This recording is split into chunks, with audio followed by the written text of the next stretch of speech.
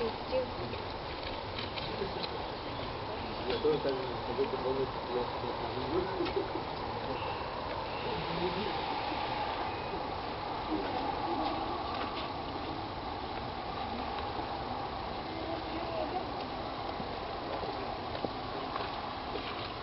Вы еще есть какой-то очковый медведь.